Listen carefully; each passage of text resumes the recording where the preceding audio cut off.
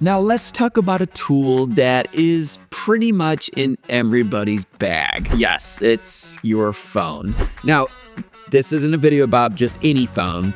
This is a video about the iPhone Pro Max and the capabilities of the log specifically, because now that phones can actually record in log, that is a game changer when it comes to actually recording videos that you can use in cinematic videos.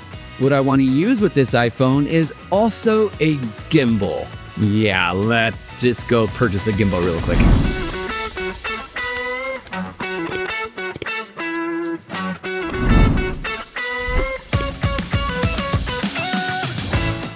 Yep, there it is. The RS3. Now this is a workhorse of a gimbal, and it has the auto lock system on it, and you have the ability to mount the iPhone to it if you get a cage for it. And just like the gimbal, not just any cage. Yes, the beast cage for the iPhone 15 Pro Max. And it is literally a beast. You could probably throw this at someone and knock them out. It is pretty heavy. But you can also add a lot of pieces of equipment to it because this cage has a bunch of mounting options that you can mount it on your gimbal. You can mount different microphones on it. To go along with this cage, I also ordered this anamorphic lens. And yes, it's 1.33 anamorphic lens.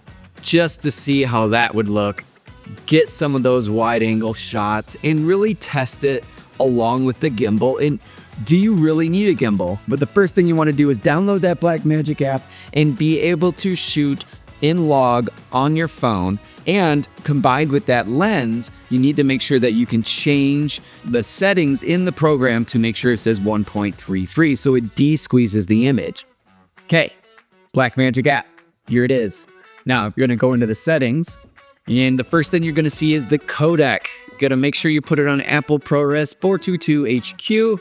That'll be your highest resolution. That's where the log is gonna come into play. You're not gonna be able to set the bit rate, that is automatic. But making sure you're in the Apple ProRes 422 HQ. Now, going into your camera, you also wanna make sure that you do not have the enabled vertical video because, again, anamorphic lenses, they have a specific way that it needs to sit. Otherwise, it will not function correctly, and you won't get those cool blue streaks or gold if you got the gold one. But if you scroll down a little bit, you can see where it says anamorphic de-squeeze. Set your anamorphic de-squeeze to either 1.33 or the 1.55, and for me, it was the 1.33. You can change a lot of different settings in here. You can add your LUTs, you can add your monitor system, you can do a whole lot of stuff, but that's not what this video is about. Really, it's just making sure that you're shooting in log, making sure that you can still have all the functionality, and this Blackmagic app really lets you control all the different functions just like you would in a camera. And changing your white balance, changing your shutter speed, doing the 60 frames a second, 24 frames a second, adjusting your lens. There's a lot of stuff that you can do inside the app. But for this application, what I wanted to do is really just making sure that I have it set to 60 frames a second because I'm gonna get a little bit more slow motion to make it cinematic. And setting my white balance. You can do all those different things, setting the ISO manually, and that's what we're gonna be doing just so that we have full control when we get out there. Now with this gimbal, you gotta make sure that when you put this phone on there that you'd go through the balancing efforts.